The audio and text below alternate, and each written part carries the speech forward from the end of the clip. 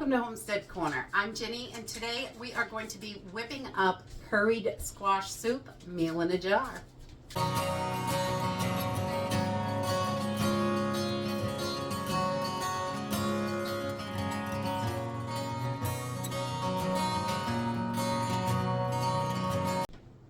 I love making meal in a jar recipes because they are so important to have ready to go meals on the pantry shelf. In times of emergency, or you just don't have time, or when things get so expensive, it's really difficult to make ends meet, and you've got something there for when you need it. And freeze-dried foods are going to last for decades on the shelf. If you open up your cans today and then reseal them right away, these things are going to last. In your mason jar, they're going to last as long as you're not leaving them sitting out. These containers, once you open them, you have about a year to use them, and it does decrease their lifespan. So I like to, if I'm making up a bunch, I like to use as much as I can out of there. And you can always vacuum seal these in mason jars to help extend their life instead of leaving them in the can. But we usually go through them quick enough with our meal in the jars, or a quick emergency meal, anything like that. So it's really not an issue. This meal can also be done with dehydrated foods as well. So whatever you have on hand is going to work as long as it is nice and dry. Today we're going to use some freeze-dried butternut squash, some powdered milk, some powdered sour cream. That's optional. You don't have to have that, but I think it adds just a nice depth of flavor to this soup. And we're going to use some chicken bouillon and a few spices, and that's it. This is a really simple meal, but it's delicious, and I just love curry. So curried squash soup is right up my alley. I usually make it with coconut milk, but I probably may not have that in an emergency situation, so I'm just going to use powdered milk in there so it is nice and creamy. Let's jump in and get started. Okay, so I'm using a pint-sized jar today. This is going to serve about 2 people, maybe 3, depending on how big an eater you are and if you have anything with it. But I would plan on 2 people, definitely. So we're going to just get our squash right into these jars. I'm not going to use a measuring cup for this because we're just going to fill it up to the rim with squash, which is about 2 cups of 1 3/4. And these are chunky, so all our powders are going to fall down in, and we'll have plenty of room for everything. So I just like to fill this jar up. So we've got it pretty full in there. We want as much squash as we can.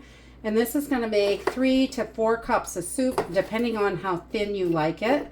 So we're just going to fill them up. So 1 3/4 to 2 cups of that squash right in there, and whether it's dehydrated or freeze-dried is going to work perfectly for this.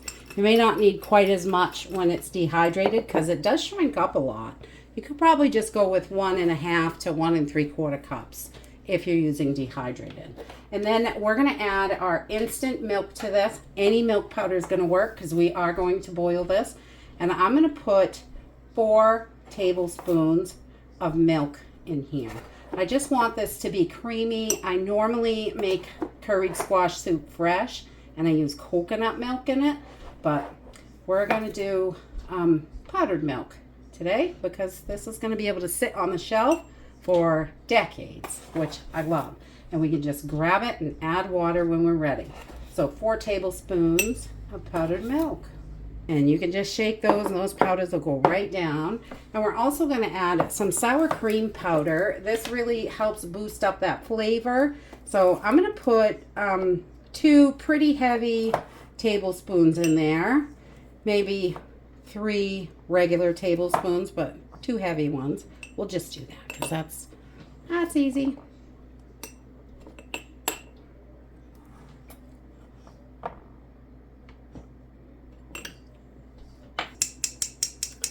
So we're just going to bang these down, get those powders down in there so we can get our seasoning in the top.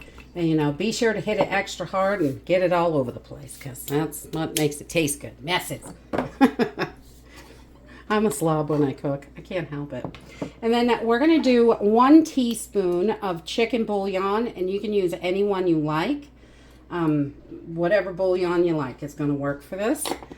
And we're also going to do 1 to 2, you could do 2 definitely, of the minced onions. I'm going to do 1 heaping teaspoon. We'll do that. You can adjust this to what you like, and that is the best way to go. If there's something you don't like, you can definitely skip it in this recipe, or if you don't have it. But I love curried squash soup. It's so good. And then I would put at least 1 teaspoon. If you're not sure of curry or you're not a huge fan, I just go with 1 teaspoon.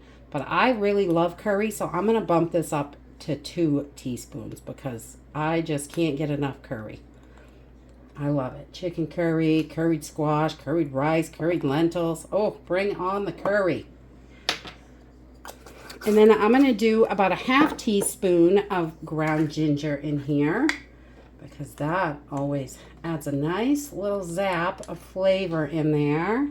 Gives it a little heat, and ginger is so good for your belly, and when you're sick, it is super good. Good for your immune system. I love ginger. And that is it for our soup. You can add your oxygen absorber in here. And then put your lid on if you want to do it that way. You can vacuum seal these if that's how you choose to do it. These also fit in the MRE Mylar bags. If you want to put this in for a small 2-person on-the-go meal, Mylar bags are great for that.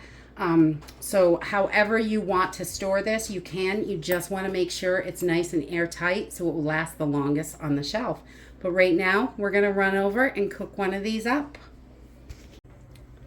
So we are going to get started with 3 cups of water in our pan, and I'm going to dump my whole contents of the jar right into the water.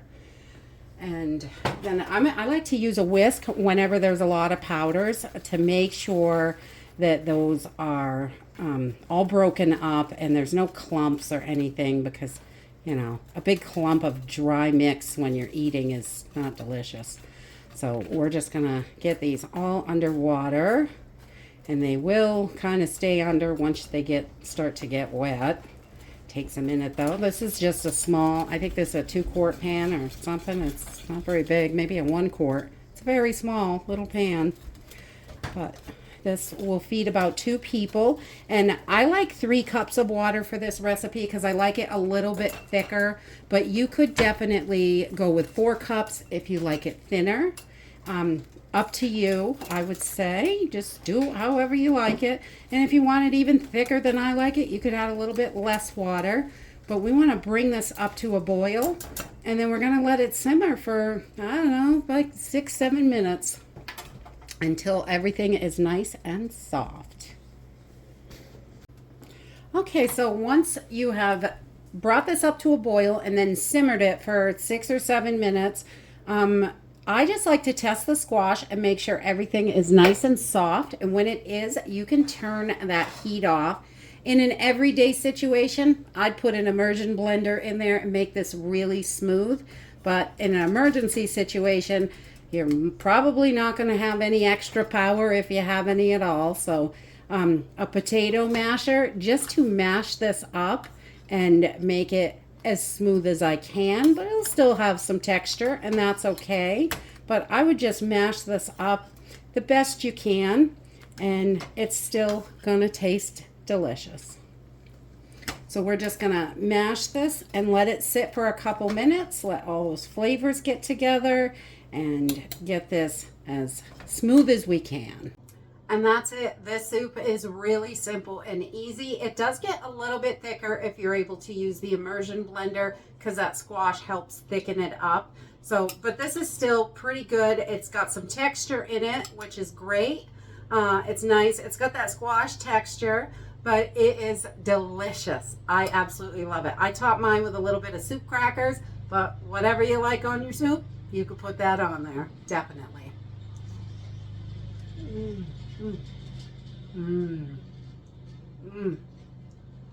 I just love curried squash soup. It is so delicious. Warms up your belly. It's great in the fall and perfect emergency food. So when you need something, it's there for you on the shelf. So dig into your pantry and whip up something delicious. And that's it for today. Hope you enjoyed this video. I hope to see you next time. Bye.